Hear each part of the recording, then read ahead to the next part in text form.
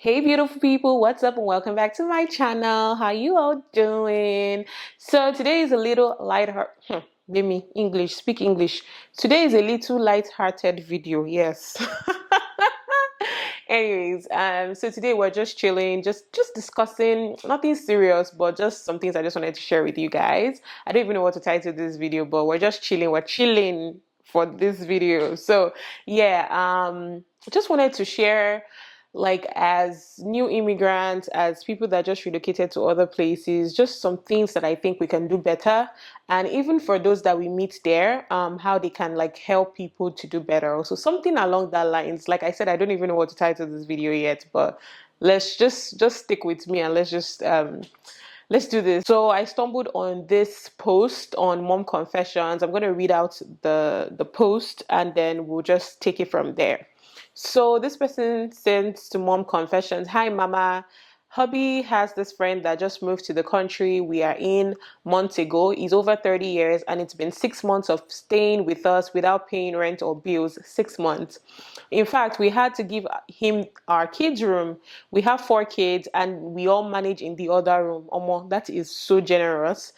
One is a single bed and our master is a double bed. The issue is, despite housing him for free, he still won't feed himself, still feeds from us. Anytime I cook, he dishes for himself without dropping anything for feeding, and it's beginning to choke us.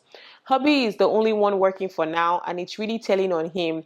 This friend of his started working almost immediately he got there, but complains that he's still paying debts in Nigeria, so he doesn't drop a dime. I recently started packing my food in the fridge after cooking so he can at least feed himself because he's working and earning well. But I noticed that each time he comes back from work and doesn't meet food, he just drinks gari and goes to bed, which makes me feel so bad. Oh. Obi has told him to take care of himself in terms of feeding, but he still won't listen and he has a very large appetite. I need advice from the community on what to do, or if I'm too harsh by keeping my food in the fridge. And I have read comments, you guys.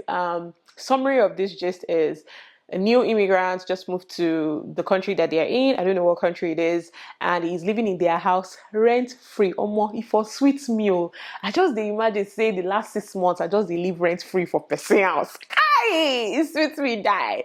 And they don't even really have a problem with the he living in their house, but then the person is not feeding himself. They are also feeding him, and it's starting to really affect them because it's a one income household. It's just the husband working and it's telling on him, and the person living with them has a huge appetite. And the lady is just asking like, what should she do? And she feels bad because she now started packing her food and putting it in the freezer. But once the guy comes and the guy no see food for fridge, my guy will just drink gari and go and sleep. He will not even stress himself. So she's now feeling bad that he will just drink gari like that. I think this woman actually has a really good heart. I love that she has a really good heart, and I think it's something that I can also do. I'm that kind of person. I stretch myself so thin for other people. So yeah, let's just talk about this, and you guys would also leave me comments on what you think in the comment section down below. So personally, I think what this person is doing is absolutely wrong. Sometimes I just think that I feel like all of us, I think I've said it before, I feel like all of us were raised the same way, but these days I'm just seeing that we were all raised differently. Oh. The way I was raised, if my mom goes to somebody's house to stay, or she goes with me and my siblings or something, if we're spending 3 days, listen, first off, my mom is taking food stuff to that place first, and it's not food stuff that all of us are going to eat, just for that person. When she's leaving, or when my dad is leaving, which they really don't do, my parents just like to stay at a hotel, but I'm just telling you the way I was raised. When they're leaving that place, they are giving the kids money, and it's not small money. So that's the way I was raised. I was raised to give in love, and not just give because I want something in return. Just give everything that you can give. And that's the kind of person that I am. And I think that a lot of people that send me emails and messages, even they least expect the way I respond. And sometimes, like I said, I stretch myself thin for people, which I sometimes I say no, I'm not going to do this again, but then I just can't help it because that's the way I was raised. Now I cannot imagine living in somebody's house rent free and I'm not contributing a dime. to that person's house. It's not possible. Because first off, you're being in that house, their whatever, for example, their hydro bill is going to increase, like because you will turn on the lights. First off, you're already inconveniencing them because they have 4 kids, and now all 4 kids and the parents and two mother and father, 6 people are now staying in one room. They have already inconvenienced themselves a lot. The least that I think that you can do, especially that you have even gotten a job. If you've not gotten a job, that's a different ball game. Oh. You've now gotten a job and you're still not contributing anything to that house. I cannot be me. Oh. The way my mom raised me, I will be the one buying groceries in that house. The guy is not being fair to anybody, even to himself. He says he's paying debt in Nigeria. I totally understand. Trust me, I understand. But that doesn't mean that you will not be able to, even if it's £50, even if it is £30, just bros, my friend, I beg no vex. So things are hard. I'm paying bills in Nigeria, but help me manage this one. Or even their children, help me this, help me that. Also, it could also be maybe giving yourself, even if you cannot give financially, like maybe go help them pick up the kids from school, help the kids do homework. Like you would just come you wake up in the morning, you go to work, and you come back in the night when everybody has slept. Like it's a lot.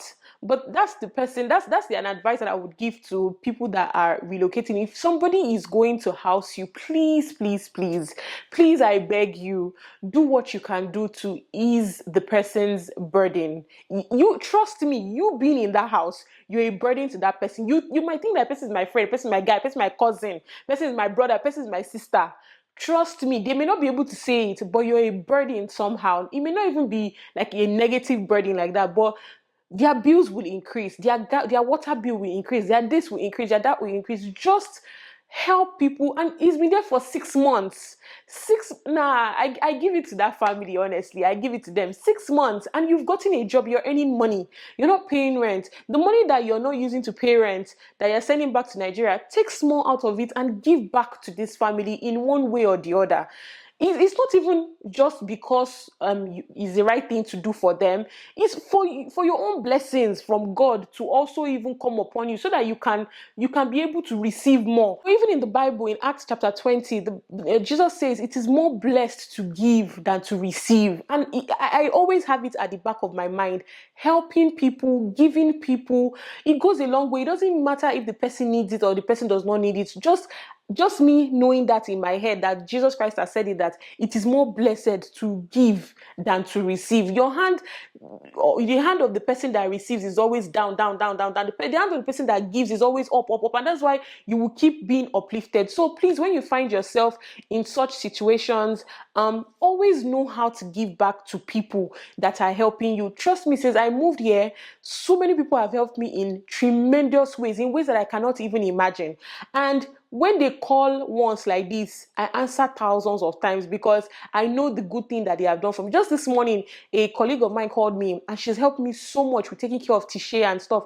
And she's at work, and she needed to check out an apartment for herself, because her family is coming, and she couldn't, make it. And she called me and she said, babe, please, can you help me go and check out this apartment before it goes? I don't want them to give it to somebody else. Just help me check it out. And she also, do you understand? She also trusts my judgment that, please let me go and check it. Let me know what you think about it. I can't make it. I'm at work and I don't want them to give it out to somebody else. My dear, I packed my things. As tired as I was, I have to film, I have so many things to do. I said, okay, where is the place? Send me the address. I got on my feet and I started going to the place. It was going to cost me my own physical stress, my own money to take bus and go there and everything. But I did not mind, because this person has come through for me several times. So when you move into a new country and, people are helping you, don't take it for granted. There's somebody right now in my life that I am so thankful for him. This man leaves his place of work every day, comes to pick me up at my own place of work, then takes me to Tisha's daycare we pick Tisha up, and then brings me back home every single day I go to work. And He's not asking me for money for gas. He's not asking me. He just, because we were just talking, and he was like, "How are you coping? How is everything?" I'm like, it's not easy, but God is helping me. That before I close from work, before I take the bus, sometimes it will be like 5 minutes to the end of Tisha's daycare closing. I will be running so that I can, meet up, and they will not charge me extra, And he was like, "You know what? I will definitely. I would love to come and be picking you after work." So he started doing that. After work, he comes to my, in fact, he lets me drive, because he was even telling me that there are some times that he will have to go out of town for some type of training. So he will leave his car with me that week so that, I'll be able to run my errands. And I'm just like, I don't know this man from anywhere. We met here. His family is here. He and his family, they are here. Like, we met here. I don't know him from anywhere. And when I want to think about it and feel very, God, you looked at me like this and decided to do this great thing for me. And I'm reminded that it's because I would do the same for other people. Like, I keep telling God, just settle me. Once I have the means like this, hey, God, anybody that is coming to the city that I'm in, we are in it together. Like, I will help you look for house. I will help you this. I will help you that. Because, and me, I even derive so much joy and fun in doing things like that. So when but so it still comes as a surprise to me when other people do it for me. I'm like, where did I know this person from that is doing this great favor for me? Do you understand what I'm saying? So just be nice to people, be kind to people, give back to people. That's for those that are relocating to a new city and things that they are supposed to do. Now, I also have an issue with some people that you met in the city that you are in that are not kind. I have had my own fair share of experience, and I just feel like people need to do better in some of the words that they say to people that just moved. For example, like, if somebody sends me a message and says, "Oh, how is it getting a job in Canada?" I will tell you, "Omo, it's not easy, but it's possible." Do you understand that kind of thing? Like, I would tell you, you go take small, but I've also experienced people that got the job immediately. You see, even for my videos, I say, they hard to get job, but people they do and people they run them. They hard to do this, so they hard to get daycare, but people they get them. That's the kind of person I am. Now, there's some other people I have met here. You would ask them the same question. "Oh, how is it to get a job?" It's not easy. Job, okay. You people came at the wrong time. You came at the wrong time. If to say you came like 2-3 years ago now, you forget job. But as when I don't come at this time, you go hard. Just go and pray. There's nothing that God cannot do. What God cannot do does not exist. You will get the job. Somehow, just pray, just pray. If you are lucky, you will get. And I'll be so downcasted. I'll be like, or you tell another person, "Babe, sis, I'm looking for a job." Even my own sister is looking for a job. Even my own sister is looking for a job. Even my sister have applied for her. My sister herself never see job. Okay, am I your sister? Do you get what I'm saying? You will talk to somebody, "Hey, God, I've been looking for a job. The person say, how many months have you even stayed in this place, Seth? 2 months, and you are complaining. We stayed 8 months before we got a job. Do we have 2 heads?" And I'm just like, excuse me, hello. Because you spent 8 months to get a job, does it mean I have to spend 8 months too? We carry different graces, and what I try as much as possible to do is, once they start, I just try to remove myself from their situation, from that space, because I've realized some people don't know how to talk, and they don't, or anyone with that. So I just leave them that if that's what you're going to, that's what's going to be your cross, then just carry your cross by yourself, and bury it and keep it, and leave your cross there by yourself, because what I want to surround myself with people that are very helpful. I gave an example of somebody that I don't know, I just met when I got here, and he has taken it upon himself to pick me up every day from work. And in fact, I'll be telling him, "See, don't worry." In fact, there's sometimes he'll be running late and he'll be like, "Oh, I'm on my way, I'm sorry, I'm running." I'm like, don't worry. Like, hey, mama, worry. I call it, because like he's older than me, so I call him Gbemi. I say, "Gbemi, worry. Don't worry, I'll go, I can still catch the bus, I will make it." You say, "No, don't worry, I'll soon be there."